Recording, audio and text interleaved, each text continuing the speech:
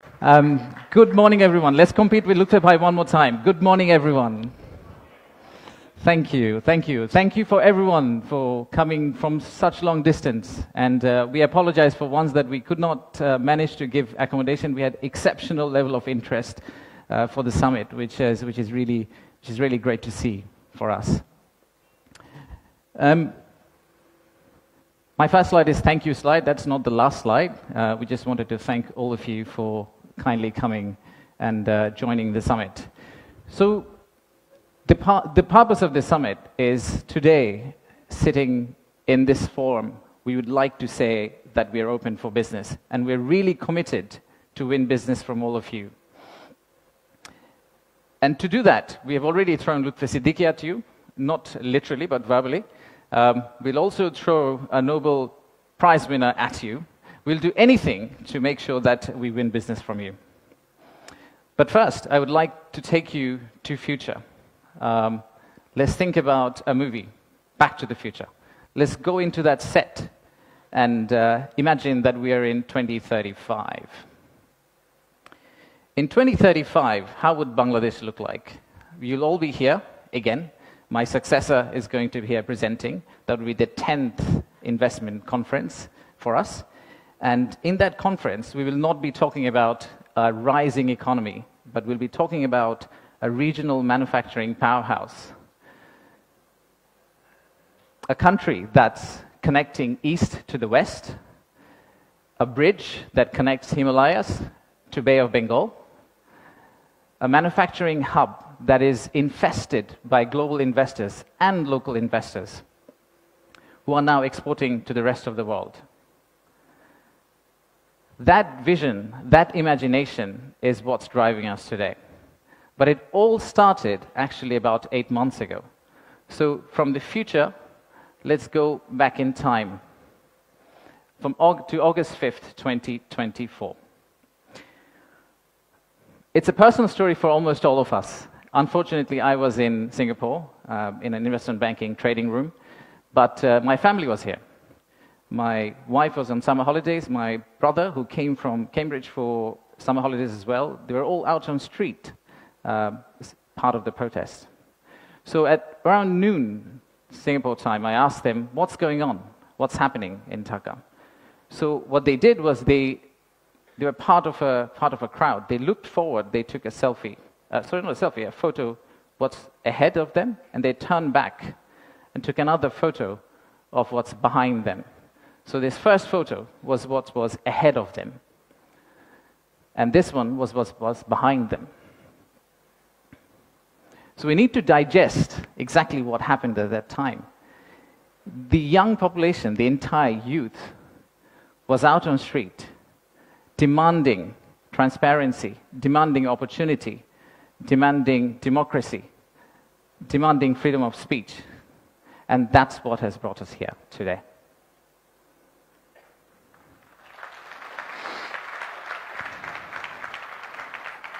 So today, the expectations are very high. The young population of our country, they're global. Unlike us, they're used to tweeting, they're used to looking at TikTok and looking at Singapore and Bangkok, so they don't want Dhaka to be Dhaka 2.0. They actually want Dhaka to become Singapore and Bangkok in 5-10 years' time. So how do we get there? That's the expectation we have. How do we get to Singapore and Bangkok within 5-10 years? How do we unlock the energy that we got during the August Revolution? How do we harness that energy and convert it into employment generation and industrialization? The story for Bangladesh was always there. A lot of you already know about it. We have 180 million domestic market. We have a young population. Almost half of it is less than 25 years old. The middle and affluent class is about 35 million people, which is as big as the Malaysian total population. We have many, many other factors that has led to where we are today.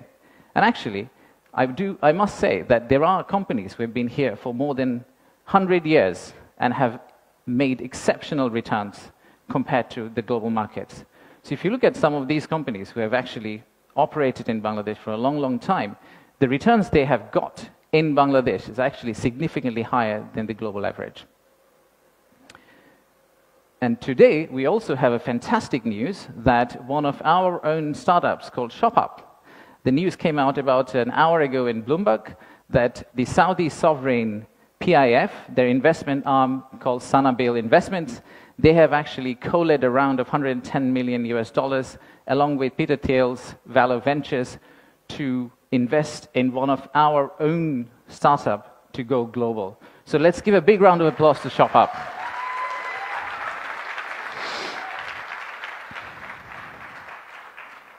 So that's today. That's today. So what's tomorrow? How do we go from here to the vision we had for 2035? So this $180 million story, or 180 million people story, is not enough. I think we need to redefine market. We believe the market is actually much larger. When we talk about market, we should be talking about a much larger regional market which you could potentially serve out of Bangladesh. You set up your factory here, you export out to all these markets. At the same time, I would expect these markets to set up their factories and push it back to Bangladesh. Use the ports of Bangladesh and potentially export out to the rest of the world.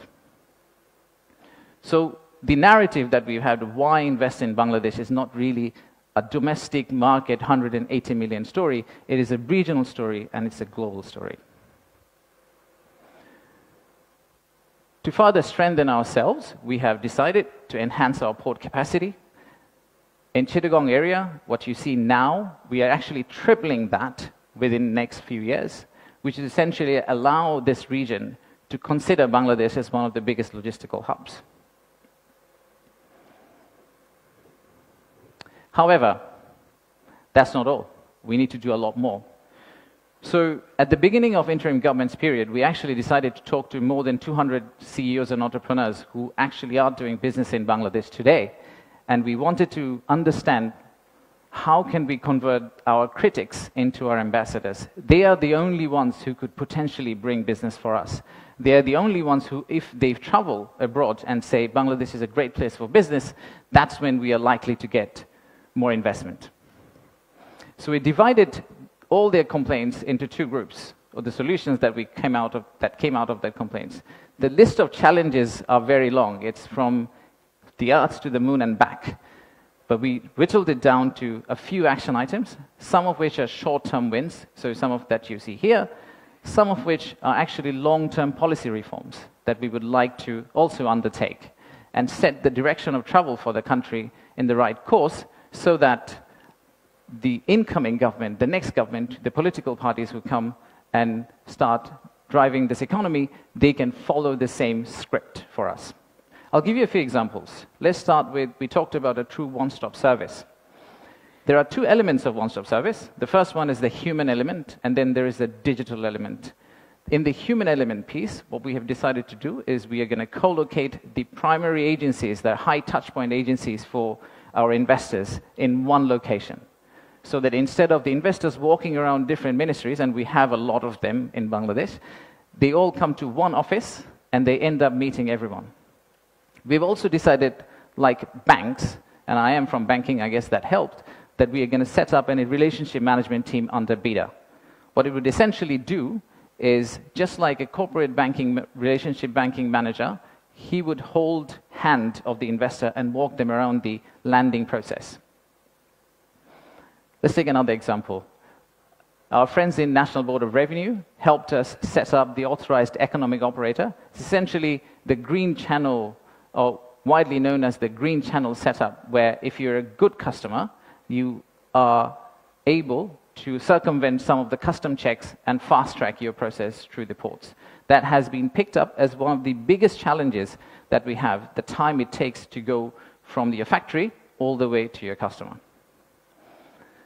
And finally, let me show you one more example of policy change.